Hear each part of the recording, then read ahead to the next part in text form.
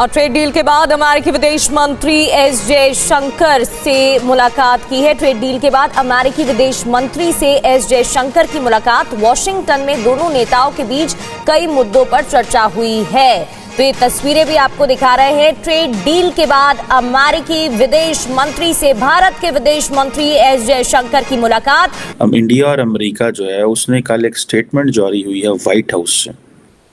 उस स्टेटमेंट में उन्होंने कहा है कि अमेरिका और इंडिया जो है वो साथ खड़ा हुआ है दुनिया में जहाँ जहाँ दहशतगर्दी है, और हम एक्सट्रीमिज़म को, वायलेंट एक्सट्रीमिज़म को कंडेम करते हैं। क्या पाकिस्तान का कोई फॉरेन ऑफिस इसका जवाब देगा?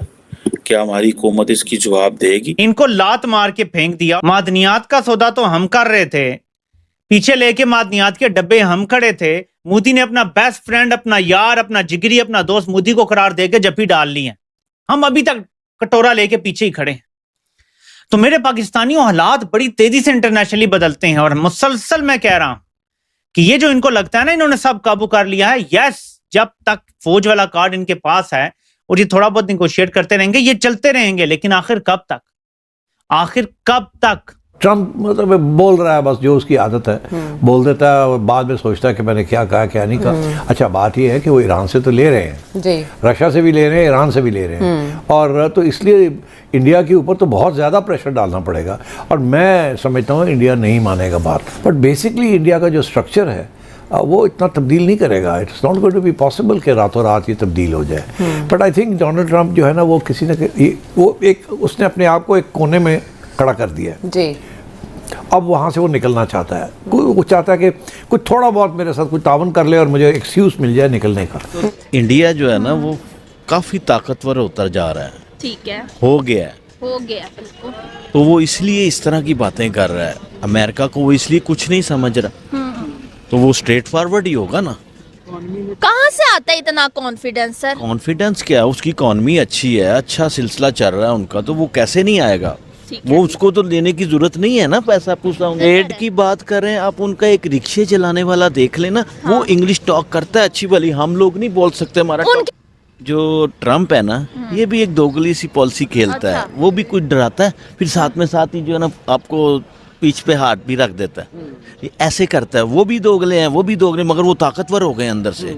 हमसे ज्यादा ताकतवर हैं वो, इकॉनमी के हिसाब से वो हमसे ज्यादा ताकतवर है। हमारा क्या हाल हुआ हुआ देखें आप, हम इतना कुछ है, सारा कुछ है हमारे मुल्क में, फिर हम जलील हो। नोट कीजिए कि मंगल के दिन में वॉशिंगटन के अंदर हिंदुस्तान के मिनिस्टर फॉर एक्सटर्नल अफेयर्स, जो उनके मिनिस्टर फॉरेन अफेयर्स होते हैं, एस जयशंकर ने अमेरिका के सेक्रेटरी ऑफ स्टेट से, जो अमेरिका के वजीर खारजा हैं, उनसे उन्होंने एक तबादत की मुलाकात की। मार्को रूबियो और जयशंकर की मुलाकात का जो रीड आउट इशू किया गया है उससे पता चलता है कि बहुत ब्रॉड इश्यूज़ के ऊपर जो है बातचीत हुई है, जिसका ताल्लुक जो है वो न्यूक्लियर एनर्जी से भी है, उसमें कॉपरेशन से भी है, ओवरऑल एनर्जी के मामलात के साथ भी है, तवानाई से, डिफेंस मैटर्स में भी बात हुई, ट्रेड के ऊपर बात हुई, मिनरल्स जो हैं क्रिटिकल मिनरल्स उसके हवाले से बात हुई, और क्वाड जो 4 कंट्रीज़ का एक अलायंस है जिसमें हिंदुस्तान, अमेरिका जो पैसिफिक का है, उसमें ऑस्ट्रेलिया है, उसमें जापान है, उसके मामलात में कि बायलैटरलिज्म भी चाहिए, हमें रीजनल कॉपरेशन भी चाहिए। अब एस जयशंकर की जो मुलाकात हुई है मार्को रूबियो के साथ, ये ठीक एक दिन के बाद हुई है जब डोनाल्ड ट्रंप ने पहले ट्वीट किया कि हमारे हिंदुस्तान के साथ ट्रेड मामला ठीक हो गए हैं, हम 18% रेसिप्रोकल ड्यूटी लगाएंगे, जिससे उसके बाद हिंदुस्तान के प्राइम मिनिस्टर नरेंद्र मोदी ने वेलकम किया। तो उसके फ़ौरन बाद उनकी ये मुलाकात हुई। ये और बात है कि अभी इसी दिन में गुज़िश्ता चंद घंटों में न्यूयॉर्क टाइम्स के अंदर एक बड़ा ही डिटेल और खूबसूरत एनालिसिस छपा है, जो ये कहता है कि इस वक्त टोटल कन्फ्यूजन है कि डोनाल्ड ट्रंप ने हमेशा की तरह, जिस तरह से वो करते हैं, जैसे उन्होंने हिंदुस्तान पाकिस्तान की जंग के साथ किया था कि ऐलान कर दिया था और उसमें कोई क्लैरिटी नहीं थी कि क्या मामला हैं, इसी तरह से उन्होंने ट्रेड के हवाले से ये ट्वीट कर तो दिया है, लेकिन नरेंद्र मोदी ने जब उसको वेलकम किया तो उन्होंने भी उसकी कोई डिटेल्स नहीं थी। तो अभी तक कोई डिटेल्स नहीं है और 4 चीज़ें जो है इसमें स्टैंड आउट करती हैं। अभी मैं मज़ीद वापस आता हूँ कि मार्को रूबियो और इनकी मुलाकात की क्या सिग्निफिकेंस है एस जयशंकर की, लेकिन 4 चीज़ें प्रॉब्लमेटिक हैं। पहले तो यह है कि एक चीज़ ही क्लियर हुई है कि रेसिप्रोकल ड्यूटीज़ 25 के बजाय 18% हों, 18% होंगी, लेकिन ये 18% ही रहेंगी, ये 43% बन जाएंगी, बिकॉज इस वक्त हिंदुस्तान के ऊपर 50% ड्यूटी है और गालिबन अगस्त सितंबर में रशियन ऑयल इंपोर्ट करने पे भी उनके ऊपर 50%, 15-25% ड्यूटी लगाई गई थी। और नरेंद्र मोदी किसी ने मुझे लिखा है, तो उन्होंने कोई इंडिकेशन नहीं दी है कि हिंदुस्तान रशियन ऑयल को इंपोर्ट करना बंद कर देगा। जब मॉस्को से ये सवाल पूछा गया तो उन्होंने कहा कि हिंदुस्तान ने उन्हें इस किस्म की कोई चीज़ नहीं की। अब सवाल ये पैदा होता है कि एस जयशंकर वाशिंगटन में क्या कर रहे हैं। यूनाइटेड स्टेट्स वाशिंगटन में अमेरिका का एक मूट हो रहा है, एक मिनिस्ट्रियल हो रही, जिसे कहा जाता है यूनाइटेड स्टेट्स क्रिटिकल मिनरल्स मूट और मिनिस्ट्रियल, जो 2 से 4 फरवरी यानी अब जो 4 फरवरी का दिन है आज शुरू हो रहा है, इस वक्त अमेरिका में शुरू होगा, उसमें ये ख़त्म होगा। और इसमें पार्टिसिपेट करने के लिए एस जयशंकर हिंदुस्तान से पहुँचे 1-2 दिन पहले, और 50 ममालिक जो हैं, अंदाज़न 50 के 50 से ज़्यादा ममालिक इसमें शिरकत कर रहे हैं। अक्सर ममालिक के यहाँ पे फॉरेन मिनिस्टर्स हैं या उनके हेड ऑफ द स्टेट्स इसमें शिरकत करने के लिए बाज़ ममालिक के आए। यहाँ पर एक कंट्रोवर्सी पैदा हुई है पाकिस्तान रिलेटेड, इसीलिए मैं इसका जिक्र कर रहा हूँ।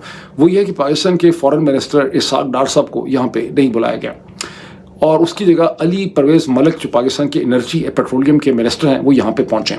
लेकिन प्रॉब्लम इतना ही नहीं है, प्रॉब्लम ये है कि एस जयशंकर की यहाँ पर पार्टिसिपेशन जो है वो 13 जनवरी को ऐलान उसका हो गया था, हिंदुस्तान के अखबारों में भी हो गया था। एक यूएस इंडिया स्ट्रेटेजिक फोरम है, उसने भी इस हवाले से स्टेटमेंट दी थी, तो ये अंडरस्टैंडेबल था कि हिंदुस्तान के फॉरेन मिनिस्टर को इनवाइट किया गया, वो यहाँ आ रहे। पाकिस्तान की साइड पे इस किस्म की कोई खबर नहीं थी।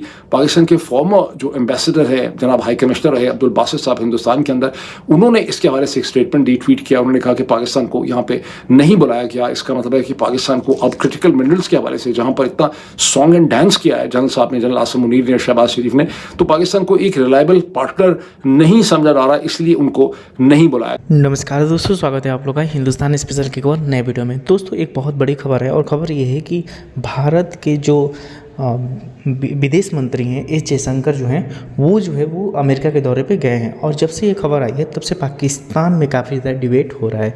दोस्तों आपको पता होगा कि कल ही जो है वो इंडिया और अमेरिका के बीच में जो ट्रेड डील की चीज़ें लगातार चल रही थी, लगातार दोनों देशों के बीच में टेंशन चल रहा था, वो जो है वो सुलझ गया और जो टैरिफ है वो 50% से हटकर सिर्फ और सिर्फ 18% पे आके रुक गया।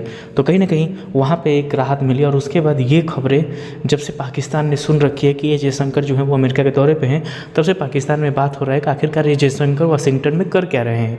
क्योंकि आपको पता है कि भारत जब भी किसी दुनिया के दूसरे देशों में जाता है तब वो एक तो अपने हितों के बारे में बात करता है और दूसरा आतंकवाद के बारे में। और जब भी आतंकवाद का नाम आता है तो पाकिस्तान का नाम आना तय होता है। और इसीलिए पाकिस्तानी मीडिया में डर है कि एक बार फिर से भारत जो है वो चारों तरफ से हमें घेरने की कोशिश कर रहा है। हालांकि जो ट्रेड डील हुई है उसमें कई ऐसी बातें हैं जो भी अभी इंडियन गवर्नमेंट ने जो है वो बातें की हैं। क्योंकि ट्रंप ने तो ट्वीट करके ये कह दिया कि भारत जो है वो रसिया से तेल नहीं लेगा, लेकिन जो नरेंद्र मोदी हैं उन्होंने जब ट्वीट में धन्यवाद देते हुए कहा, उन्होंने इस प्रकार की कोई जिक्र नहीं की। तो इसमें कहीं ना कहीं ये भी साफ नज़र आता है कि मोदी जैसे एक परिपक्व नेता जो है वो जब वो ट्वीट करते हैं तो किस प्रकार की ट्वीट करते हैं, लेकिन जब ट्रंप ट्वीट करता है तो वो कैसे ट्वीट करता है। तो कहीं ना कहीं अभी जब तक अमेरिका जो है वो अमेरिका में जब तक ट्रंप बैठा है तब तक तो हम थोड़ा सा भी उस पर भरोसा नहीं कर सकते। क्योंकि आपने देखा ही होगा कि कैसे उसने भारत को कहीं ना कहीं दबाने के लिए कि भारत जो है जो हम बोल रहे हैं वो करने पे मजबूर हो जाए, उसने ऑपरेशन सिंदूर में जिस तरीके से उसने कहा कि 8 राफेल गिर गए, जब तक कि ऐसा कुछ नहीं हुआ था। और इसी चीज़ को फ़ायदा उठाकर जो पाकिस्तान है उसने जो है वो हल्ला मचाना, अपने लोगों को बताना शुरू कर दिया कि हम तो जीत गए, हालांकि रियलिटी कुछ और थी। तो ट्रंप ने अपने फ़ायदे के लिए भारत को जो है वो नीचा दिखाने की कोशिश की और इसका फ़ायदा जो है वो हमारे यहाँ पर रहने वाले कुछ लोग हैं जो अपोजिशन की पार्टियाँ हैं उन्होंने भी इसका फ़ायदा उठाया। लेकिन अब एक बार फिर से वही चीज़ आ गई है कि जब नेता जो है वो अपने देश का जो है जब इतना बड़ा हो जाता है, जब वो इतना परिपक्व होता है, तो फिर दुनिया का कोई भी देश जो है वो उसके झुकने को तैयार हो जाता है। और ट्रंप जो कि लगातार दादागिरी कर रहा था, भारत के ऊपर दबाव डालने की कोशिश कर रहा था, वो भी झुक के जो है वो 18% टैरिफ पे आ गया। तो कहीं ना कहीं इससे समझ में आता है कि भारत कितनी बड़ी महाशक्ति है और 150 करोड़ जो हमारे आवाम हैं वो पूरी तरीके से जो है वो कहीं ना कहीं पूरी दुनिया को दिखता है कि इतने बड़े देश के साथ हम पंगा नहीं ले सकते। तो दोस्तों आज की वीडियो में इतना ही। वीडियो को लाइक और चैनल हिंदुस्तानी स्पेशल को सब्सक्राइब कर ले, क्योंकि हम अपनी इंटरेस्टिंग वीडियो लाते रहते हैं। मिलेंगे न्यू वर्ष तब तक हिंदुस्तानी स्पेशल।